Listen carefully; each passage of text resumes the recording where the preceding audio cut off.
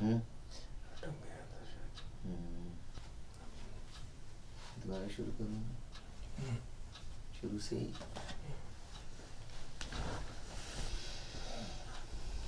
Evening chanting, page 14, Hindi book.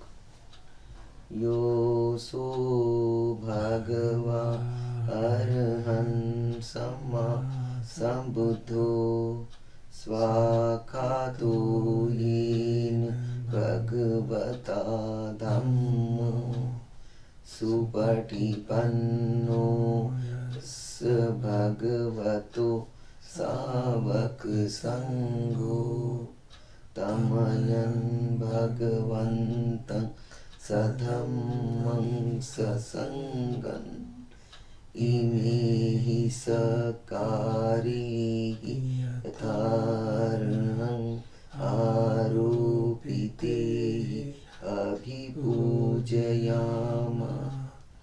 साधुनो भन्ते भगवा शुचि परिनिब्बुतोऽपि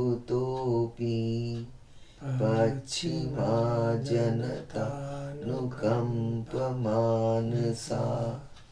इमे सकारे दुर्गतपर्णाका प्रभूते पटिगृह्णातु अम्हाकं दीर्घरतं हिताय सुखाय अरहं सम्मा संबुद्धो भगवा बुद्धं भगवन्तं अभिवादेमि स्वाखातो भगवता धम्मो धम्मं नमस्सामि सुपटिपन्नो भगवतो सावक संघो संघं नमामि। देख लो चल रहा है। हाँ चला दिल करिए फोन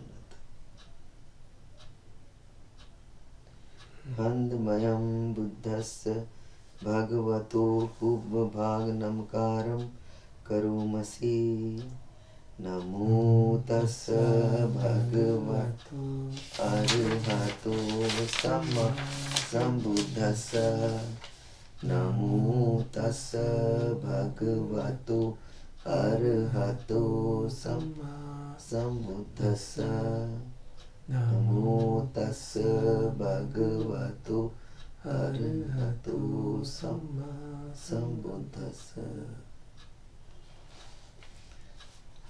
आनंदमयं बुद्धानुसतिनयं करोमसि तं खोपन भगवन्तं एवं कल्याणो कीर्ति सद्दो अभुगतो इति पिसो भगवा अरहं सम्मा संबुद्धो विद्याचरण संपन्नो सुगतो लोकविदु अनुत्तरो पुरुषोत्तमसारथि था देव मनुस्सानन् बुद्धो भगवाति हन्दमयं बुद्धाभिगीतिं करोमसि बुद्धवारहन्तवरतादिगुणाभियुतो शुद्धाभिज्ञानकरुण हि समागततो बोधेसियो सुजनतं कमलं वसुरो वन्दामहं तमरं शिरसा जिनेन्दं बुद्धो यो सब्बपाणिनं शरणं खेममुत्तमं पठमानुसतिष्ठानं वन्दामि तं शिरेण बुद्धस्सस्मि दासीव बुद्धो मे सामितिस्सरो बुद्धसहं दद्दीमि शरीरं जीवितं चिदं वन्दन्तीहं चरिष्यामि बुद्धस्यैव सुबोधितं नत्थि मे शरणं अन्यं बुद्धो मे शरणं वरम् एतेन सज्जवज्जेन वड्ढेयं साधु शासने बुद्धं मे वन्दमानाय यं पुण्यं पशुतम् इद सब्बेऽपि अन्तराया इमाहेषु तस्य तेजसा कायेन वाचा सर्वभूतैककर्मफलमयं बुद्धो परिगृह्णात् कालान्तरे संवर्तो मा बुद्धिः।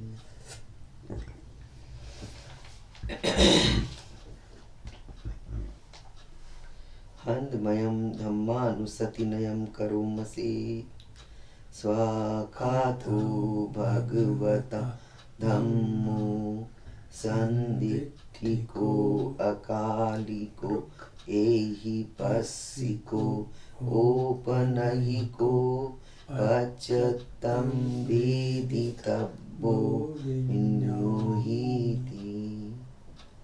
हन्दमयं धम्माभिगीतिं करोमसि स्वाखाततादिगुणयोगसेन सेयो यो मग्गपाकपरियत्तिविमोखभेदो धम्मो कुलोकपतनात्तदधारिधारी वन्दामहं तमरं वरधम्ममेकं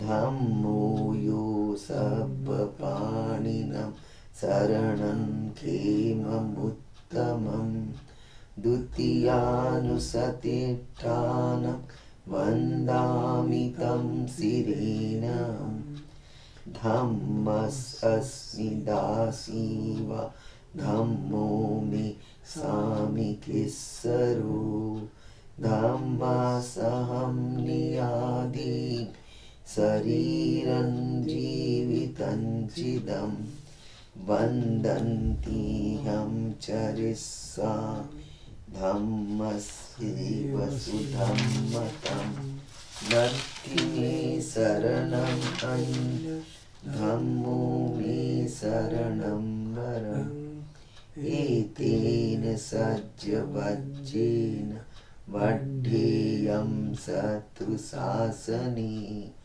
धम्मं मे वन्दमानाय यं पुण्यं पशुतम् इद सब्बेऽपि अन्तरायामि माहेषु तस्य तेजसा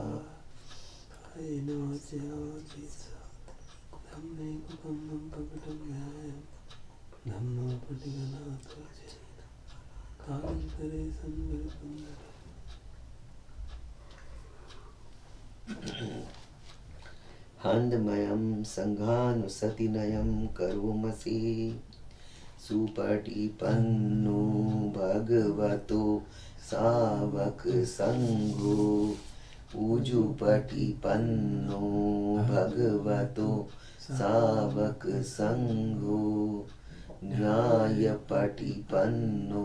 भगवतो सावक संघो सामीचिपटिपन्नो भगवतो सावक संघो यदिदं चत्तारि पुरुषयुगानि अष्टपुरुषपुद्गला एष भगवतो सावक संघो आहुनेयो पाहुनेयो दक्षिणेयो अंजलिकरणीयो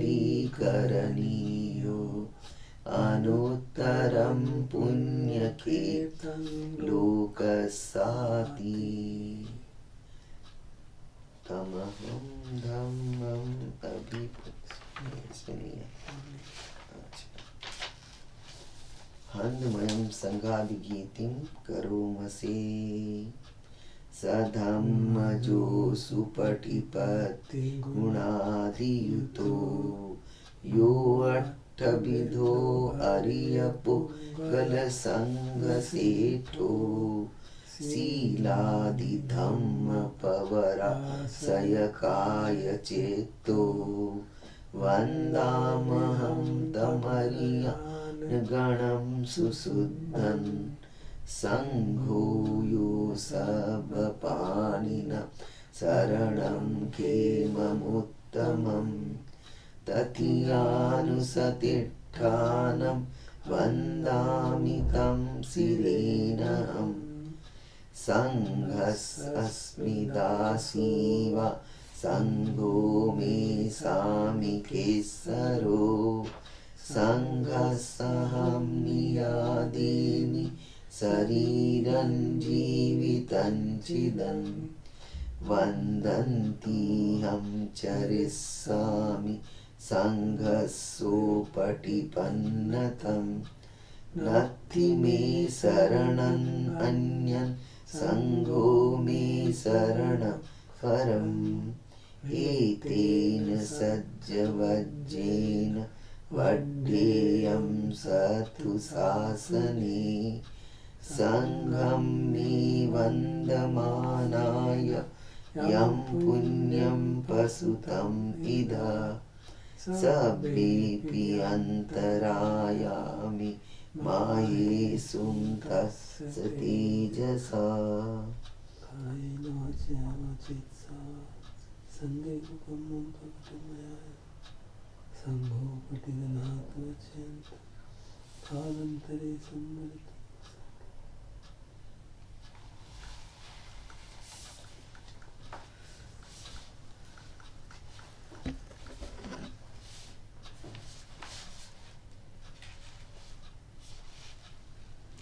And now listen to the Karniya Metta Sutta chanting.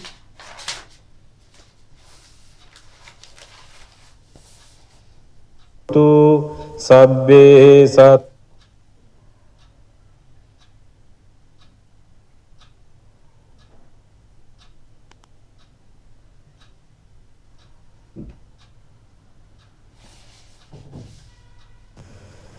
Namo tassa bhagavato arahato samma sambuddhassa Namo tassa bhagavato arahato samma sambuddhassa Namo tassa bhagavato arahato samma sambuddhassa Karaniya matte kusalene yang tang santang padang abhisamicce Sakko juce sujuce sueco casse mudu anati mani Santusse koce subheroce appakiccoce salle ukeutti Santindriyoce nipakoce appagabbo kulesu ananugiddu Naca khuddang samacare kinci yena vinyo pare upavadeyong Sukhino vakemino hontu sabbe satta bhavantu sukhitatta Ye kecipane bhutatti tasava thavarava anavasesa Digavaye mahantava මජ්ජිමාරස්ස කානුකතුලා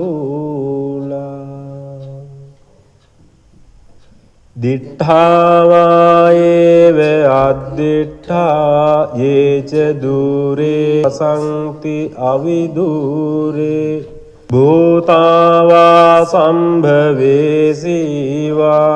සබ්බේ සත්තා භවන්තු සුඛිතත්තා නපරෝ පරං නිකුබ්බේත ඥාති මංගේච කත්ත සිනං කංචි බ්‍යාරෝසනා පටිග සංඥා නාඤ්ඤ මඤ්ඤස්ස දුක්ඛ මිත්තේ මාතා යතා නියං පුත්තං ආයුසා ඒක පුත්ත මනුරක්ඛේ එවම්පි සබ්බ භූතේසු මාන සම්භාවයේ අපරිමාණං මෙත්තංච සබ්බ ලෝකස්මින් මාන සම්භාවයේ අපරිමාණං උද්දං අදෝච තිරියංච අසම්බාධං අවේරං අසපත්තං තිට්ඨං ජරං නිසින්නෝවා සයානෝවා යාවතස්ස විගත මිද්දෝ ඒතං සතින් අධිට්ඨේය බ්‍රහ්මමේතං විහාරං ඉදමාහු දිට්ඨින්ච අනුපගම්ම සීලවා දස්සනේන සම්පන්නෝ කාමේසු විනය්‍යගේ ධං නහි ජාතු ගබ්භසෙයං පුනරීති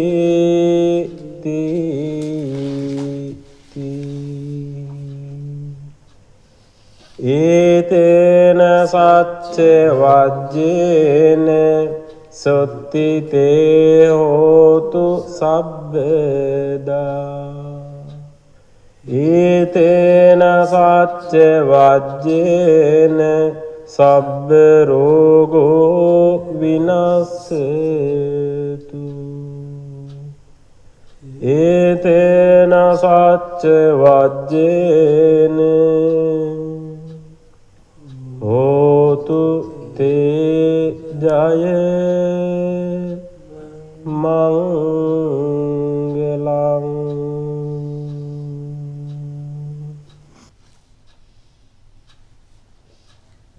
अब इसका हिंदी अनुवाद करेंगे। मैडम इसका हिंदी अनुवाद सुनाएंगी। Page 34 Hindi book. Hindi book.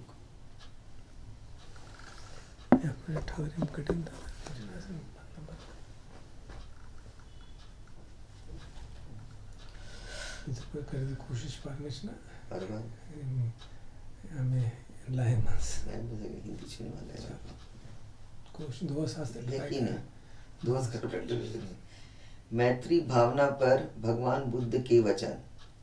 आए हम मैत्री भावना पर भगवान बुद्ध के वचनों का पाठ करें।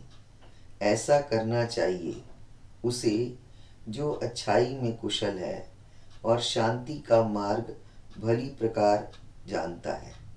वह सुयोग्य बने, सरल बने, सुभाषी बने, मृदु स्वभाव वाला और निरभिमानी बने। वह सदा संतुष्ट रहे, उसका पोषण सहज हो, अति व्यस्त न हो, सादगी का जीवन हो, इंद्रियां शांत हो, दक्ष हो, विनीत हो, कुलों में आसक्त न हो। कुछ भी ऐसा न करें जिसे विज्ञ जन बुरा कहें। सदैव यही मैत्री भाव रहे, सभी प्राणी सुखी हों, क्षेम युक्त हों। जो भी प्राणी स्थावर हों या जंगम, सभी बड़ी, महान, मध्यम या छोटी देहधारी हों, सूक्ष्म हों अथवा स्थूल, दृश्य हों या अदृश्य, दूर रहते हों या पास, उत्पन्न हों या उत्पन्न होने वाले हों, सभी प्राणी सुखी हों। एक दूसरे को धोखा न दें, किसी से घृणा न करें, क्रोध या वैमनस्य से एक दूसरे के दुख की कामना न करें। जैसे एक माता अपने जीवन की परवाह किए बगैर अपने इकलौते पुत्र की रक्षा करती है, उसी प्रकार वह अपने मन में सभी प्राणियों के प्रति अपरिमित मैत्री भाव बढ़ाए। सभी लोगों के प्रति अपरिमित मैत्री भावना करे। ऊपर, नीचे, आड़े, तिरछे, बिना किसी बाधा के, बिना वैर और शत्रुता के। चाहे खड़ा हो या चलता, बैठा या लेटा, जब तक तंद्रा विहीन है, इस स्मृति को बनाए रखें। इसे ही ब्रह्म विहार कहते हैं। इस प्रकार वह मैत्री भावना करने वाला किसी मिथ्या दृष्टि में नहीं पड़ता, शील व सम्यक दृष्टि से संपन्न हो जाता है। कामनाओं के प्रति आसक्ति को हटाकर पुनः गर्भ में नहीं आता।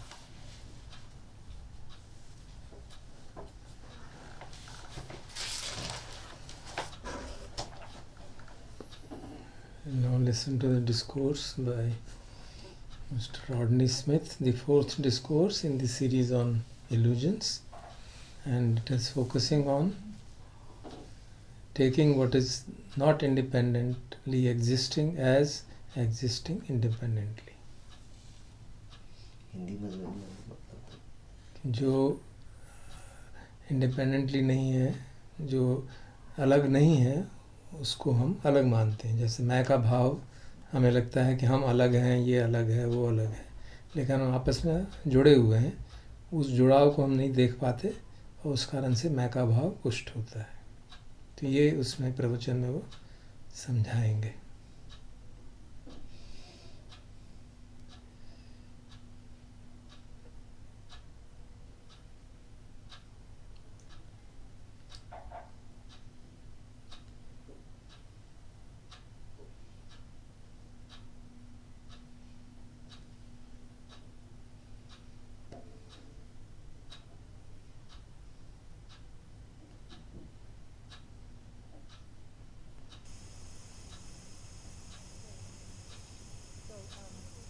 So tonight we're going to speak about the fourth illusion.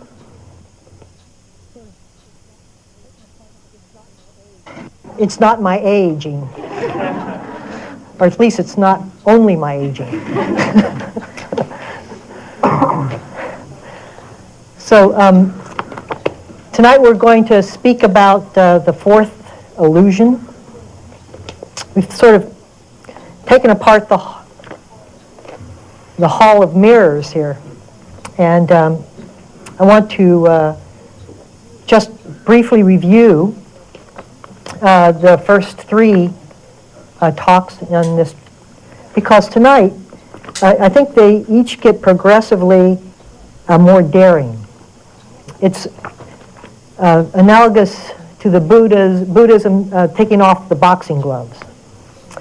And each step, although each step is a hologram for all the other steps, each step, all the steps can be seen through each step. We often don't look to its implications. We often will just stop and rest with that particular illusion and deal with it somewhat abstractly, but try to approach it. And so what were those illusions that we've been talking about? Well, the first one is to hold the world as permanent when it is inherently impermanent, in transition. So, okay, I'll go along with that. Things change. We have a cosmic view, and we have a personal view of all of that, and we can even begin to see in our meditation how, as we sit, there's eternal motion inside ourselves. And we look out and we can also see, or at least perceive, that everything is in some sense of birth or decay all around us. And so it begins to have an impact upon us. But I wonder if that impact carries over into the second truth, because the second truth can be seen through the first truth, and that is that if everything is in perpetual motion, then there's no place that we can stand and say this is going to give me permanent comfort or pleasure, that this is going to be the resting place that I can be for the rest of my life and say, aha, this is it. But that's a little more daring, isn't it? Because that pulls the rug out from some of our basic strategies of life. That pulls the rug out from some of the basic motivation and why we get up in the morning. You know, to seek and to substantiate a comfortable life, a pleasant life, a life in which I can be happy, never realizing that the state of happiness itself is in transition. Because when you apply that first illusion to wherever we stand, suddenly the floor is pulled out from under it. So I can get a feeling for that. That shakes me a little bit. I don't necessarily want to go into the third. Maybe I'll just rest on it a second. But let's move into the third, because the third was even a little more subtle, and that is that time itself is an illusion. Not time by the clock, but internally, the way we carry the past and the future, the way we hold and fixate upon who we are in relationship to the past, and our planning and our expectations and our anticipations of the future. And that as we begin to see that thought is the very basis for the holding of the past or the future, and that if you look around here and now, that can't be seen. The past and future just can't be seen. That it's held within our thought, and our thought is in transition, is in change, is in movement. That thought isn't one thing thought about all the time, that it's circular and in flux. And so that moves us, then we become less substantial. When I don't have a past, it doesn't mean you haven't lived a past. It means that the past is not here. It's not here. And when I have no future in which I can project myself into, then things get a little flaky. It's a little transparent. It becomes a little transparent. It's not as opaque anymore. Now we're going to take the next leap, and it wipes away any defenses that we have left. And yet it's at the heart of the Buddha's teaching. So let us understand that this next step is the purpose and point to all meditation, really to all spiritual insight. And that is taking what inherently lacks independent existence as independently existing. Oh, what does that mean? So when we sit down, and we sit down with a sense of stability in ourselves, when we sit down with a sense of personal identity, history, personhood, entity, the very process of looking inside begins to dissolve or erode the assurance of that fact. Why is that? Because there's nothing inside that can be fixed and located with a sense of self as being me or mine, because everything is in transition. Everything is in movement. Where are you going to stand? Where are you going to put your identity, your label? This is Rodney. When there is a constant earthquake, a constant shaking going on inside. And it's because of that fact, actually, that we go on identity projects. You see, these illusions, according to the Buddha, are deliberate, as I have mentioned before. They're not just, they're a deliberate denial of the facts in order to pretend and make our way and create an imaginative reality for ourselves. And if we take one of these facts and actually move with them to the depth in which they deserve, all facts flow into that one fact, and eventually the whole thing gets a little shaky.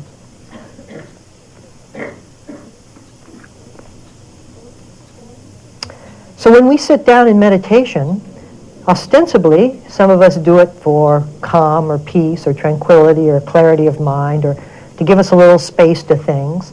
But what we are actually doing behind the scenes is looking at things the way they are, which means through the illusions of life to the actual perceptions of reality as they are, which means that we begin to see everywhere we look, everywhere we take a stand, everywhere we perceive, that there is movement and change occurring. I look at my thoughts, they're in transition. I look at my body, it's in a state of constant evolution, of birth and death, even within cells, and I can feel that as I tune into them. My emotions are not anything but cloud-like and amorphous. And I can't say that this is the way I have felt and will feel the rest of my life, because that's absurd. Who here in this room has had one emotion their entire life?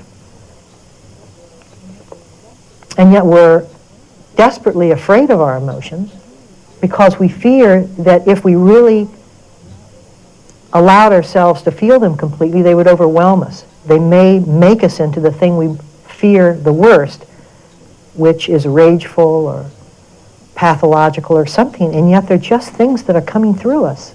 They're just the internal nature of what we are. Nothing to be afraid of, and certainly the fear itself substantiates the thing far beyond its worth, its value. And so if we just look at things, if we just allow ourselves to touch up against them, the fear begins to break down. Now, at the heart of this teaching of anatta, or anatta means no self or emptiness, is that there is really nothing substantial. And the Buddha characterizes it by saying that he looks at constituencies. He says, we're not like a single thing, but let's say we're like a car. Okay, so what is a car? Is the car the motor? Is the car the body? Is the car the fuel that drives it? Is the car the steering wheel? Is the car the wheels? The car is the constituency of all those things. All those things together is carness. And so what the Buddha says, he says, okay, let me break you apart. Let us break ourselves apart. And he breaks us apart into what he calls 5 aggregates. The 5 aggregates. And those are body, sense of body, feel. And I'll just go through them very briefly because this is not what the main body of the talk is tonight, but I just want to...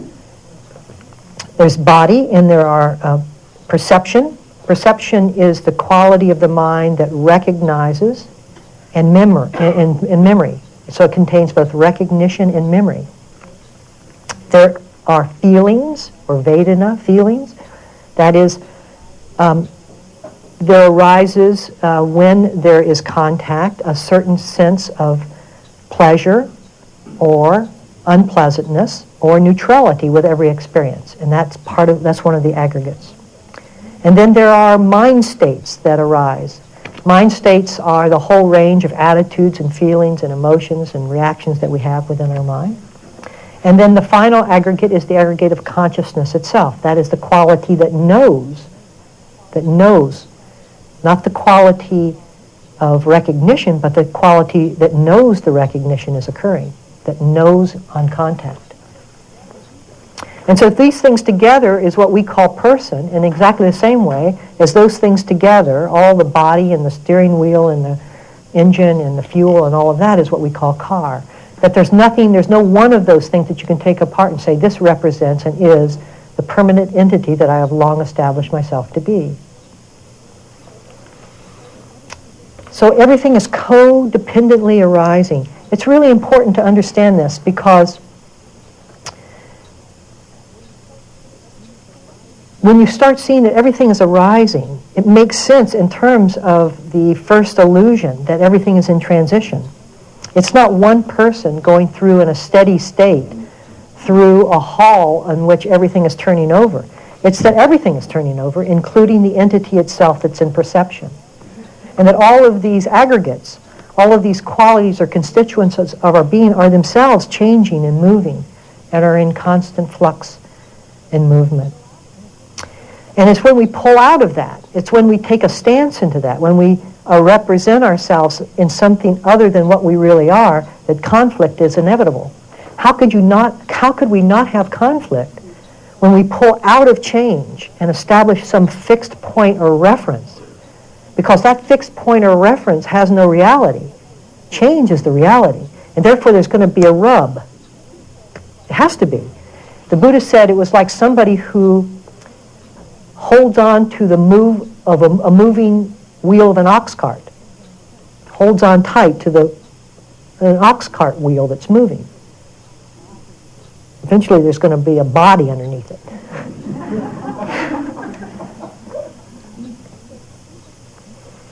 He said, people who pretend not to see, and he doesn't mix words, he said, they're simply deranged.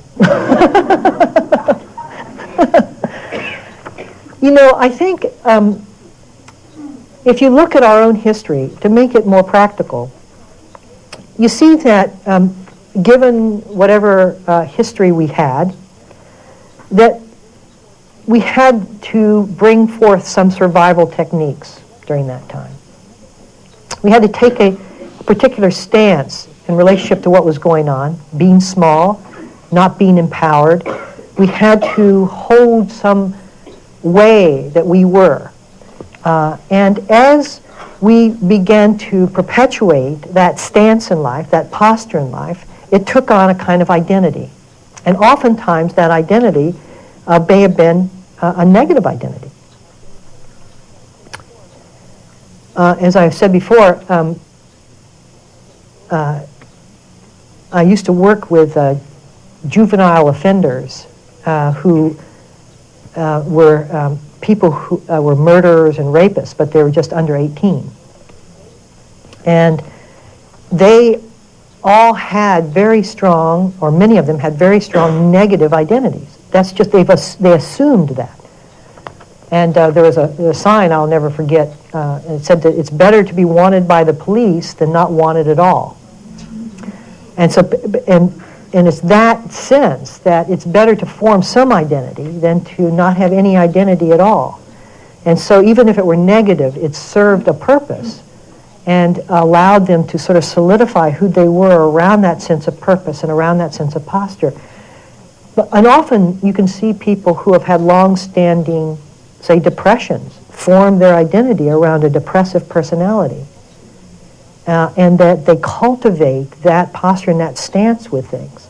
They bring forth that presence, bring forth that very response from other people through the posture that we hold. Or it could be somebody who just self-doubts a lot. I don't know very much, or I'm not as good as, or I'm not worthy. Many of us carry that kind of identity with us, the unworthiness one, through the constant evaluation that we've had. And these are identity projects that we've gone on. Why have we taken on identity projects? It's to cover over the hole of being nothing. Because the worst hole, the most devastating hole, the most torturous hole to feel is the feel that we are completely negated in life. That we have no sense of worth or purpose, that we have no sense of presence, that we are essentially nothing. And why is that the worst? Is because there's some intuitive sense in ourselves that that is in fact what we are in basic, in its very basics. But we don't project what the truth of that fact is. We project a sense of unworthiness as being nothing. To be nothing to us means to be completely worthless, which is not the sense of nothingness that the truth is pointing towards. The sense of nothingness that the truth is pointing towards is emptiness, is openness, is spontaneity, is creativity, is joy. But because we don't know or can't perceive what that must be like, we can only project our worst case scenario on that, which is unworthiness, which is when somebody doesn't smile at you or say hello, you're negated. Oh, that must be what it's like to be nothing. It's the world's slap. And so we cover over. We just get, that's the last thing that I'm going to allow myself to feel. And so we'll just perpetuate the illusion of somethingness, someoneness, to keep away from that hurt. So this is a big one. And this is like diving into an empty pool. This is a major illusion that is at the root of all conflict. Because again, if we don't fixate out, if we don't freeze positions, then where's their conflict? The Taoist story of a boat that collides with another boat. The second boat is full of people. And the boat that's full of people look over and see the boat that collided with them. They get very upset and angry until they see that the boat was empty and is just afloat. And then they say, oh, it's just an accident. But if there's somebody in that boat, suddenly there's contention and argument. So the point is to empty our boat.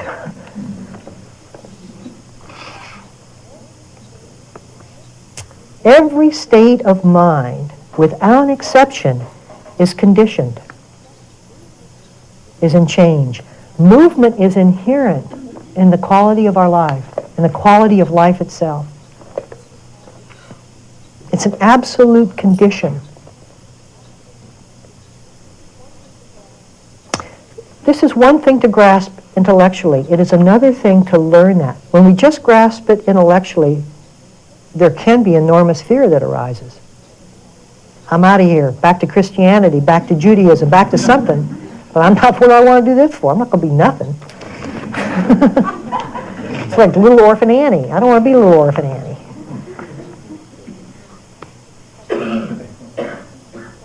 But to see it, but to actually experience it, which all of us have, even if we have set a single sitting in our life. You may not recognize it to be such, but the insights are beginning to dawn on us. The light is just not as bright as it might be in the future, but it's bright enough so that it begins to show us some of the ways that we hide, some of the shadowed ways that we live, some of the illusions that we try to maintain. I find that fact to be very inspiring. And I find it in the oddest places sometimes. I found this one, Martha Graham wrote this, and I particularly like that. She's a choreographer and a dancer. And she puts the sense of self in it, but hear it in terms of just the transition and movement of life. It's really quite beautiful. She says, there is a vitality, a life force, an energy, a quickening that is translated as you into action. And because there is only you in this moment in all time, this expression is unique. And if you block it, it will never exist through any other medium, and it will be lost. The world will not have it, and it is not it will be lost, and the world will not have it. It is not your business to determine how good it is, nor how valuable, nor how it compares with other expressions. It is your business to keep it yours clearly and directly, and to keep the channels open. That sense that we're all, the uniqueness of change is bringing forth in this moment our particular personalities, our particular conglomeration, our particular constituency. It's not a depressing thing. It's the very heart of where creativity and spontaneity reside. And to free ourselves up so that we're actually living that change, so that we're actually feeling the momentum and the flux and the potential of that, allows for everything to be born and to die in that instant. And for that moment, brief moment of manifestation to be very unique and to be very unpretentious, to be very raw, and yet to be, because of those very qualities, to be very powerful. So the sense of selflessness is not a discouraging quality to me. It's at the very fabric of hope. It is at the very movement of potentiality. I was watching, PBS is having a series on jazz. And I'm not a jazz fan, but I love the extemporaneous quality of it. And they have Wynton Marsalis as one of the narrators. And you can just see his eyes light up, when he starts talking about it. Because it's you can see the creation and the spontaneity, and how he's just in it. And the lighting of the eyes is a good indication of that moment expression, that moment manifestation. And he was saying, with any great works in history, Shakespeare, Beethoven, they're not automatic. You don't just hear it for the first time, most of us, and completely understand it. You have to focus and pay attention on it, and we have to come up to it. It won't come to us. We have to raise ourselves up to that level through our heightened awareness, through our attention. And then once we abide in that understanding, then its fruits are given to us. That's essentially Dharma practice. Dharma won't come to you. It won't come to me. It isn't something that you can walk through, most of us can walk through our normal and everyday living experience and expect it to enrich our life. We have to really focus, we have to bring ourselves up to what it is saying. We have to raise our consciousness up. We have to focus in. We have to really perceive and pay attention. And then we begin to spare the fruits of that. And this is certainly one aspect of Dharma that requires that kind of extreme subtlety of your attention. And the rewards are equally as extreme as the attention that you pay to it. It is not, but you see, we won't do that if we think or project into some word like selflessness this kind of morose and sort of morbid quality of being cut off and desert-like, and which is not it. I would not speak about the qualities of this if I did not know the joys of this, and invite all of us to come and partake in that joy. We don't lose ourselves, we gain all beings. Now, at the deepest level, as we begin to move even further down into this, and I love this, there's nothing. There are no things. There are no atoms, there are no souls, there are no particles, there's no self, there's no mind, there's no consciousness, there's no aggregates. That everything is in a constant movement of flux and change and movement.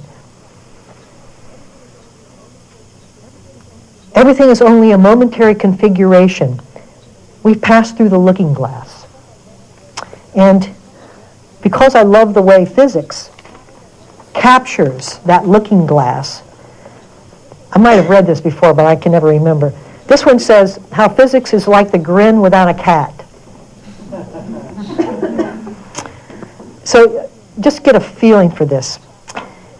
They're talking about having found these more and more subtle particles. They keep breaking up the atom and they find particles, and they break up the particles and they find other particles. They keep breaking those particles, and the more they break them down, the more they disappear, and they can't find them, and it's like chasing. So anyway, these particles bring problems. Frequently they don't actually exist. This is a physicist writing this thing. in the real world, they just aren't there. What we seek is what we get, and what we get only statistical probabilities, not measured certainties. We're told, for example, that the top quark, that's a particle, was spotted as a remnant trace from two head-on proton collisions at close to the speed of light, and that this quark probably hadn't existed as a separate entity since immediately after the Big Bang several billion years ago. Over the last 7 decades, Max Planck and Erwin Schrödinger quantum mechanics have suggested that the most infinitesimal stuff in the universe consists of discrete quantum of energy, waves, and particles, each a form of the other, each turning into the other, neither one being fixed and neither one being able to be described. Furthermore, you can't even see them. Furthermore, whether we see such quanta as particles or as waves depends on what instruments we use, and each instrument that we use distorts the very experiment itself. Additional constraints limit our knowledge. In basic human thought process, language sets the boundaries, for we cannot progress beyond ideas for which we do not have words. Blah, blah, blah. So, anyway, in this wonderland of subatomic physics, things get curiouser and curiouser. If history is any indicator, signs of still other waves and particles will of course be found. But since we and our instruments both have limited perception and form part of the very system we are trying to measure, we will never be able to plumb the lowest levels. In fact, trying to fathom the vengeful urgings of his father's ghost, Hamlet said this all too well. There are more things in heaven and earth, Horatio, than we have dreamed of in our philosophies. See, I love that. I mean, 2,500 years ago, the Buddha was talking about this when physics was levers and pulleys, you know. And now science has caught up with the essence of spiritual insight. And suddenly it's all saying the same thing. And so we don't have any other philosophies to turn to where we can say, okay, well, I'll bail out on this one. Right? I like that. It doesn't give us anywhere to move. But we're not going to settle with that. I mean, most of us want to fight that.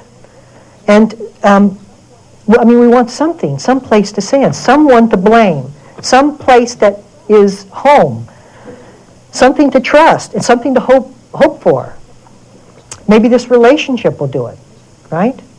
Maybe my job. If it weren't for my parents, I would be. When I get this, then I'll be happy. See, when you put the 4 illusions onto every one of those things, when I get this, I'll be happy. What's that? You get this and you enjoy a moment or two, and then what happens? It turns into something else, or you lose what you got. See, the ground is too damn shaky here. We're talking about 9.0 Richter scale. Maybe I'll find peace in meditation. That's good. That'll last for about, what, a minute or two? Most of us can't find our breath to find peace.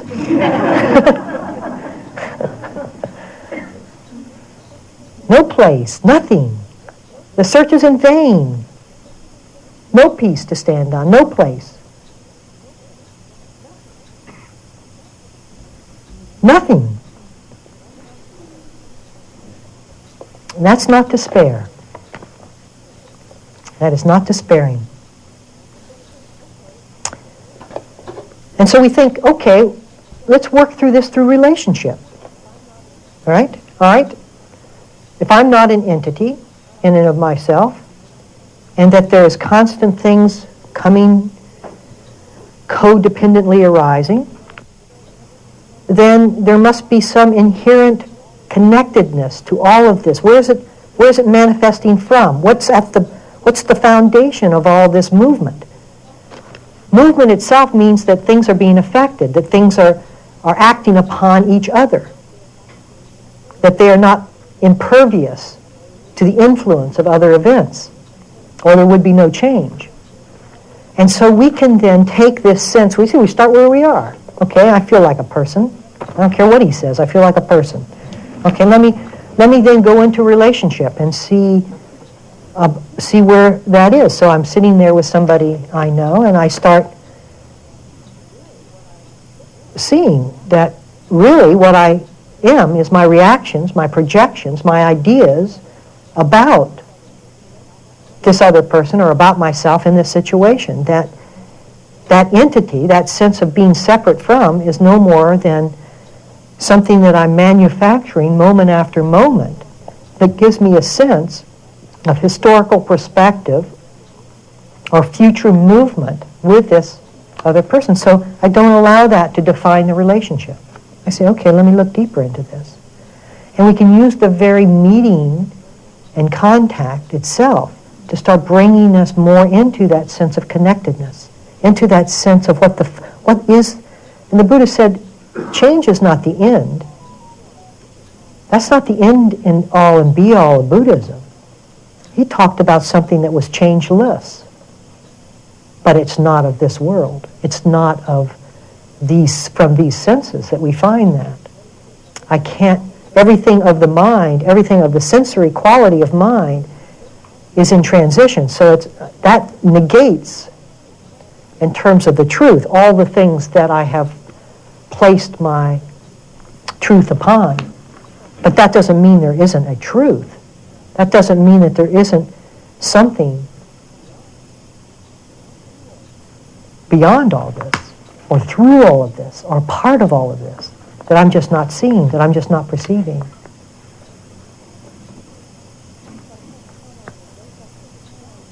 And so I can't count on relationship itself as that thing. I can't say, I'll connect with you, and through that connection I'll be connected to all things, because that's this mental connection, and that's labor intensive. I have to work at it, I have to keep coming back, I have to find out where you are, process it, and there has to be something beyond all of that psychological stuff. And if for those of you who have sat silently with other people on retreat, at the end of that retreat, there's often a sense of great connectedness, even though you have spent the entire time nonverbal. That there's something there, something that was parted in the silence that resonated through with connection. But our mind grabs that and wants to connect through the verbal, through the mind, through some way of talking or speech. And that's a way to keep reaffirming our identity, to keep reaffirming what silence itself takes away. Silence itself is in direct contrast to that identity project that we're all doing. And when we allow ourselves to touch that silence, we feel connected. That's the first indication that we're safe in this. That something, in fact, is there to unite us beyond what the mind's verbs and nouns can produce.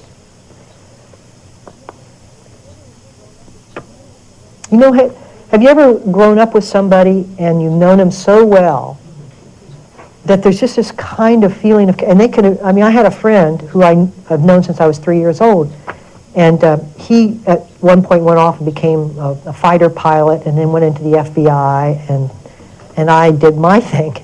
And you would think that there was those are two worlds, and yet there's a deep sense of abiding affection that does not come from the squabblings or alignments that we try to make in terms of words. It comes from something else. It comes from just resting or quietness with each other, of having said it all, knowing it all, arguing all of that, and then coming to a sense of quietness. And that quietness has a commonality that only often old friends can allow. You don't have to say anything. There's no reason for you to put forth your identity. Everything is known. And you can relax in that. And there's a deep sense of trusting. You see, what I'm doing is trying to give us indications that this is a safe journey.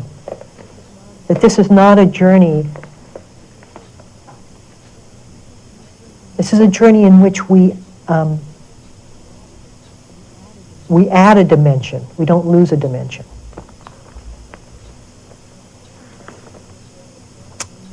And then seeing life through this way is the very heart of connectedness itself. So the practice is to take us beyond rest stops and places and visitor centers. It's not to rest upon anything. It's no fixed point. It's no assurance. There are no guarantees. At any time I can cash in my chips. I've had enough of this change. And pull out. The wheel will keep spinning. It's just you have cashed in your chips. Or we can just keep going, just keep moving, free fall. And we're here to remind you, I'm here to remind you, that it's the free fall where the joy and the complete satisfaction and the complete contentment resides. Not in cashing the chips. Most of us will bid one chip and keep the... We're too protective of being who we are. Just throw the whole damn thing and bet on black.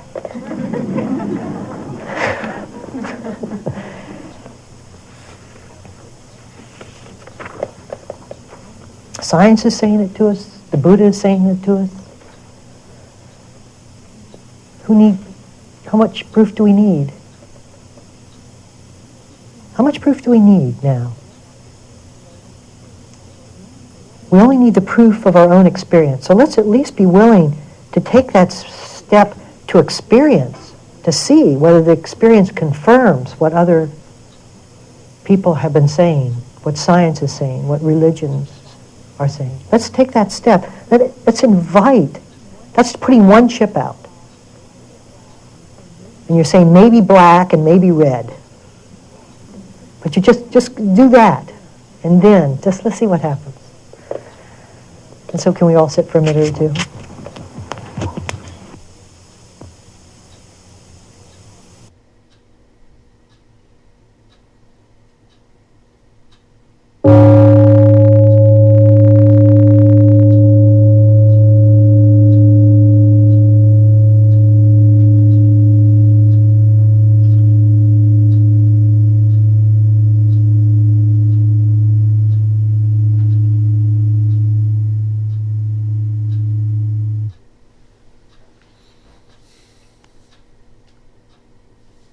And just sit for 5 minutes and then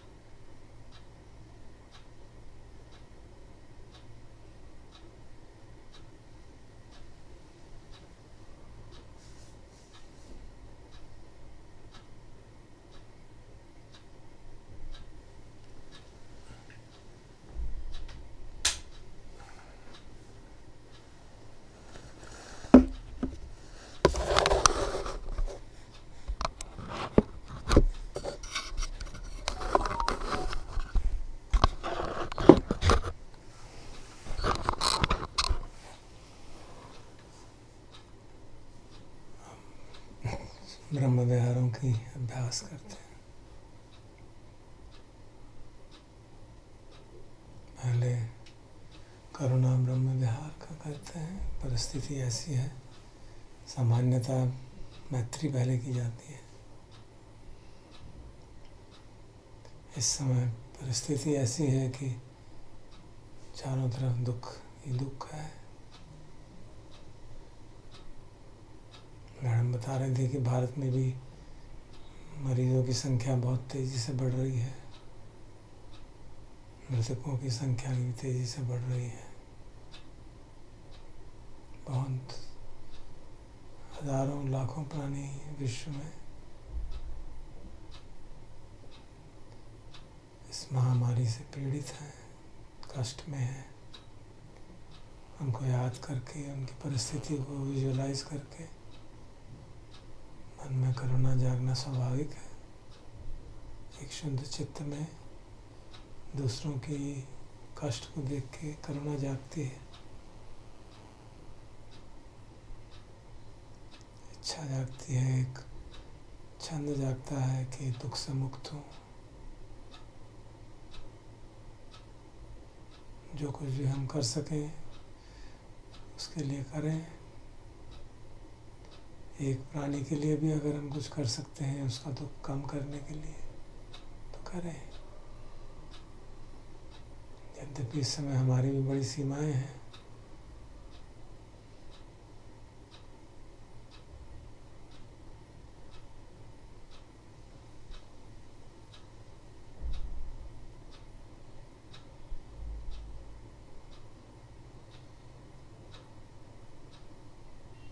जितने लोग रोग से पीड़ित हैं उससे ज़्यादा लोग भय से पीड़ित हैं, आशंका से पीड़ित हैं।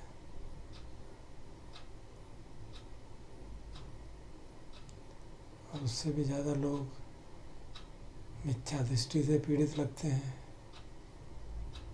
जो उपचार करने वालों को ही परेशान कर रहे हैं, पत्थर फेंक रहे हैं। ऐसा हृदय विदारक दृश्य भारतवर्ष में देखने को मिल रहा है। स्वाभाविक गुस्सा आता है, लेकिन ध्यान से देखें तो वो करुणा के पात्र हैं। खुद दुखी हैं और दूसरों को दुख बढ़ा रहे हैं। गुस्सा करके कुछ ना होगा। यही शुभेच्छा करें कि उनकी मिथ्या दृष्टि दूर हो, अज्ञान दूर हो।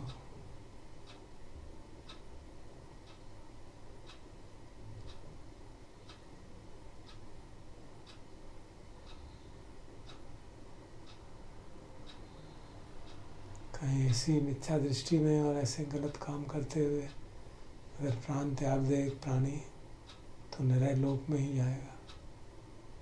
ऐसा ना हो, वो शीघ्र अपनी मिथ्या दृष्टि से छूटे, ऐसी शुभकामना करें। मन में ये भावनाएं हम सब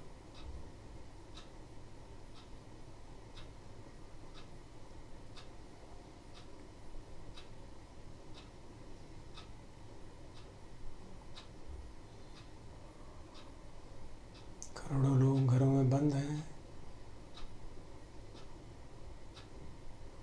परेशान हैं, कठिनाइयाँ में बैठे हैं। जो लोग डेली वेज वाले हैं उनको अगला भोजन कैसे आएगा उसकी भी चिंता है। आनंद दुख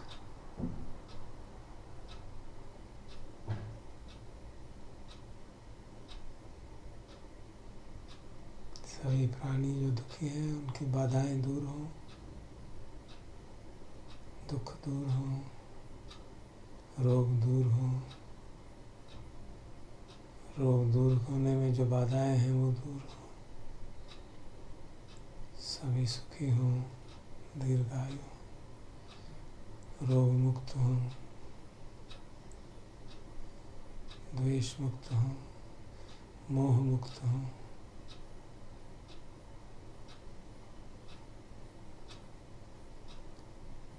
समितियो विभजन्तु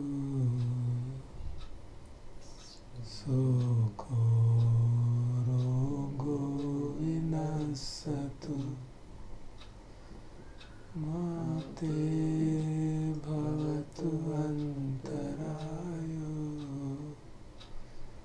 सुखी दीर्घायुको भव सुखी दीर्घायुको भव सुखी दीर्घायुको भव।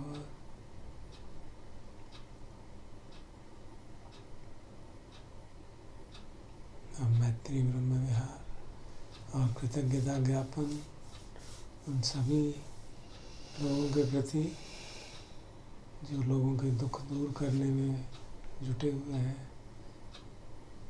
अपने कष्टों की परवाह न करते हुए, लोगों के पत्थर खाते हुए भी उनको अस्पताल ले जाने की कोशिश कर रहे हैं, उन पुलिस वालों के प्रति कृतज्ञता।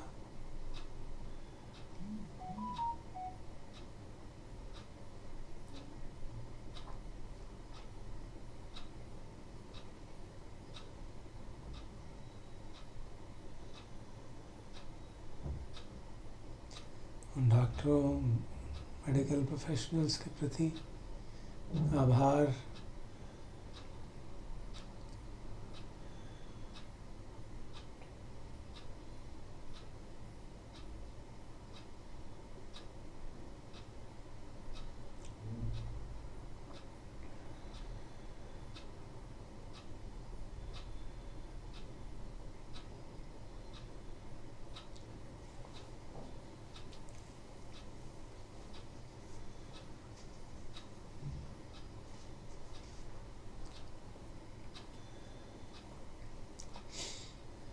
वे सभी सुरक्षित रहें,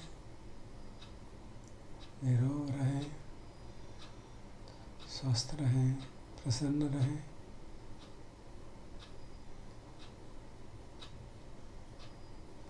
जो लोग उनको कष्ट दे रहे हैं, उनकी सोसाइटी में रहने वाले लोग उनको परेशान कर रहे हैं, उनको सद्बुद्धि मिले,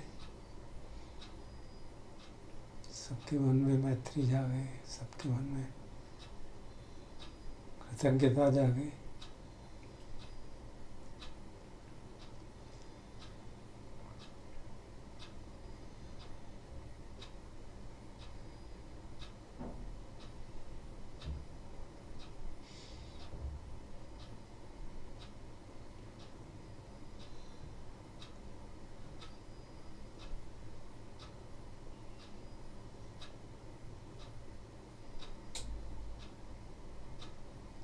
जो भी पुण्य मैंने आज किए हैं या आज से पहले किए हैं, जो हम सब ने पुण्य आज तक किए हैं, उन सब में मैं भागीदार हूँ। उन सबका मंगल हो, सबका कल्याण हो, सभी सुरक्षित रहें, क्षेमवान रहें।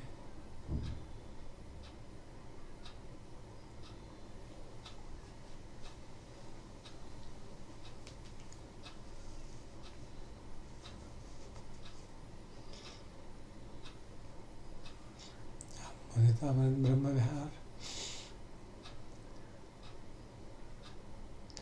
जो लोग इस कष्ट से मुक्त हो गए हैं, बीमारी से मुक्त हो गए हैं, उन सब की प्रसन्नता में हम भागीदार बने, उनकी प्रसन्नता बनी रहे, उनका स्वास्थ्य बना रहे, दूसरों के लिए प्रेरणा बने।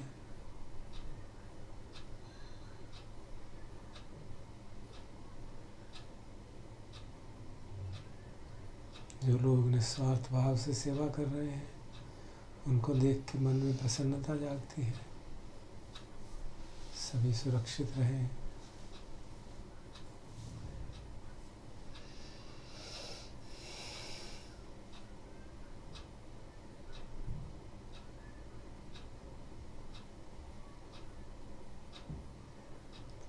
इतने दिनों के लॉकडाउन से वातावरण शुद्ध हो गया, आसमान नीला दिखने लगा, ये देख के भी प्रसन्नता जागती है। जो पशु पक्षी पहले कभी दिखते नहीं थे, उनको भी कुछ सांस लेने की सुविधा मिल पाई, ये देख के भी मन प्रसन्न होता है। प्रेरणा जागती है कि भविष्य में भी हम सजग रहें कि वातावरण को खराब न करें, दूषित न करें।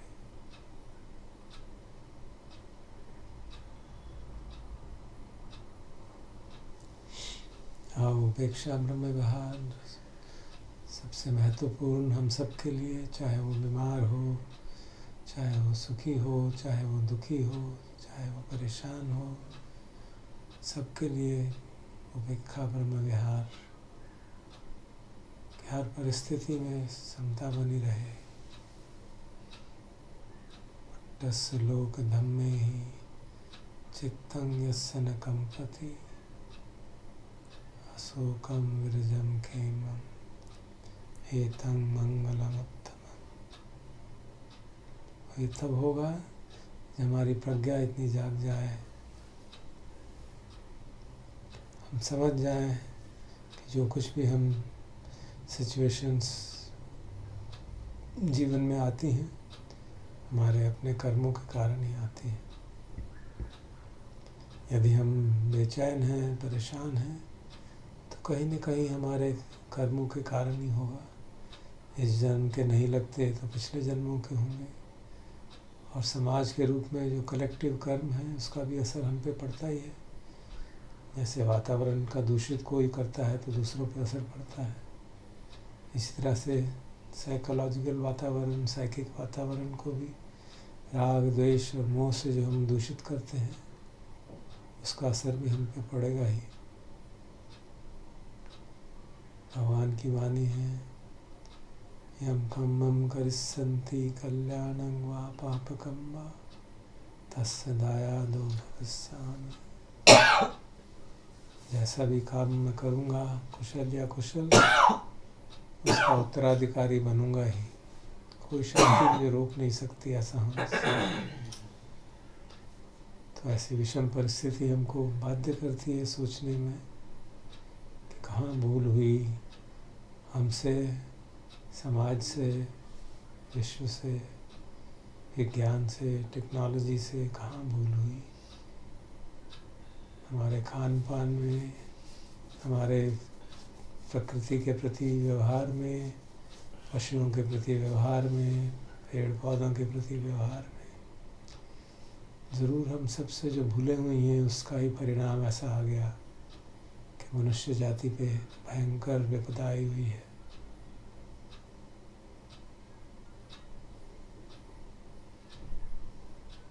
लाखों लोग बीमार हैं और एस्टिमेट किया जा रहा है कि लाखों लोग अंततः इस बीमारी से मरेंगे भी। हो सकता है करोड़ों में संख्या पहुंच जाए। इतनी भयंकर विपदा आई है तो ज़रूर कहीं ना कहीं हमसे चूक हुई है। तो अपने चित्त को शांत करके, साधना करके गहराई से देखें और अपने मन में कोई साइकिक पोल्यूशन न करें, द्वेष न बढ़ाएं, राग न बढ़ाएं, मोह न बढ़ाएं, मैत्री करें।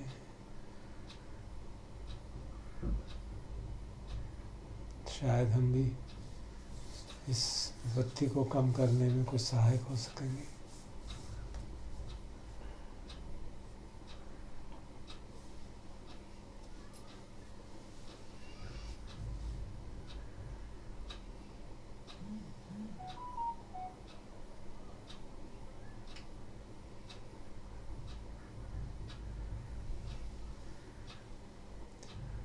जो कुछ भी हो रहा है उसके प्रति अपनी एक्सेप्टेंस बढ़ाएं, चित्त को कंपायमान न होने दें।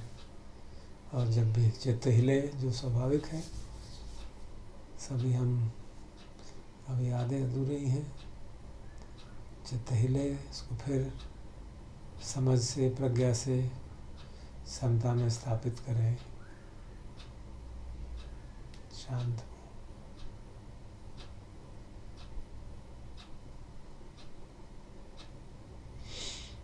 हम मैत्री का अभ्यास करते हैं। अहम अवैरोमि अव्यापज्योमि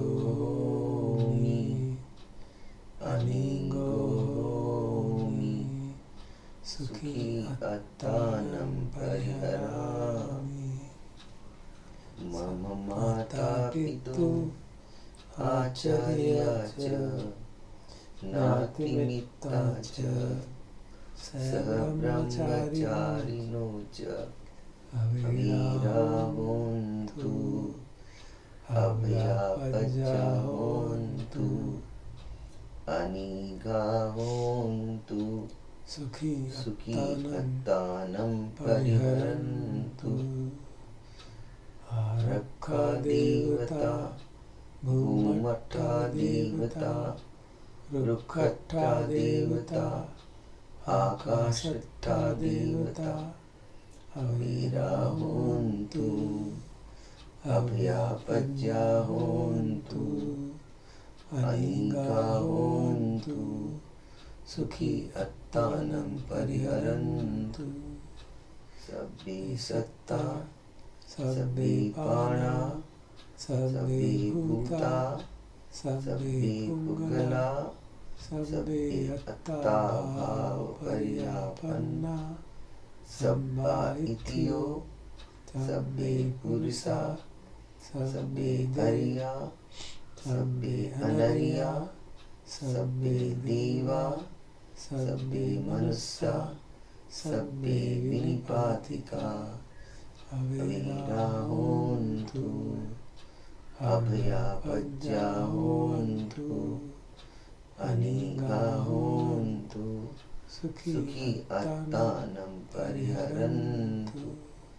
दुःखामुच्यन्तु यथा लब्धा सम्पत्तितो मा विगच्छन्तु।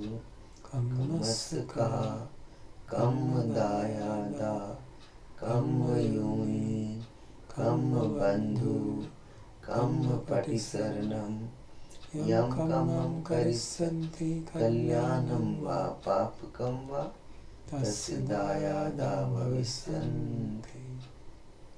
प्रथमाया दिशाया पश्चिमाया दिशाया उत्तराया दिशाया दक्षिणाया दिशाया प्रथमायानुदिशाया पश्चिमायानुदिशाया उत्तरायानुदिशाया दक्षिणायानुदिशाया एतिमाया दिशाया उपरिमाया दिशाया सब्बे सत्ता सब्बे प्राणा सब्बे भूता सब्बे पुगला सब्बे अत्ता भाव पर्यापन्ना सब्बा इतियो सब्बे पुरुषा सब्बे हरिया सब्बे अनरिया सब्बे देवा सब्बे मनुष्या सब्बे विनिपातिका अविराहोन्तु अभयापज्याहोन्तु अनिगाहोन्तु सुखी अत्तानं परिहरन्तु। दुःखामुच्यन्तु यथा लड्डा सम्पत्तितो मा विगच्छन्तु। कम्मस्का कम्मदायादा कम्मयोनि कम्मबन्धु कम्मपटिसरणं यं कम्मं करिष्यन्ति कल्याणं वा पापकं वा तस्य दायादा भविष्यन्ति। ऊर्ध्वं या वा भवगा च अधो या वा अविचितो समन्ताचक्रवालेषु ये सत्ता पृथिवी जरा अभयापज्या निविरा च निर्दुःखा च अनुपद्रवा। ऊर्ध्वं या वा भवगा च अधो या वा अविचितो समन्ताचक्रवालेषु ये सत्ता उदकी चरा अभयापज्या निविरा च निर्दुःखा च अनुपद्रवा। ऊर्ध्वं या वा भवगा च अधो या वा अविजितो समन्ताचक्रवालेषु ये सत्ता आकाशी चरा व्यापज्जानि विराच निर्दुःखाचरपद्धवा सभी सत्ता सुखी होन्तु सभी होन्तु चखेमिनो सभी भद्राणि पश्यन्तु मा किञ्चित् पापमागमा मा किञ्चित् शोकमागमा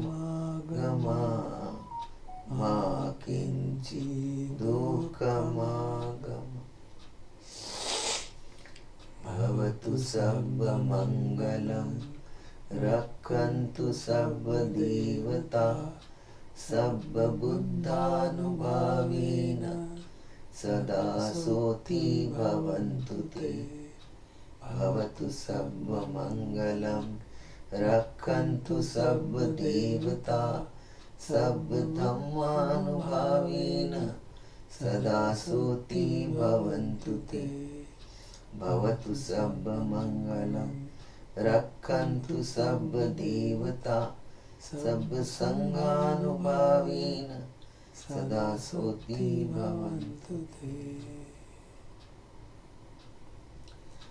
अरहं सम्मा सम्बुद्धो भगवा बुद्धं भगवन्तं अभिवादेमि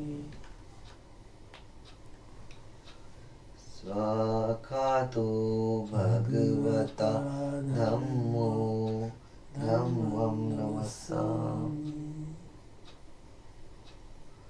सुपटिपन्नो भगवतो सावक संघो संघं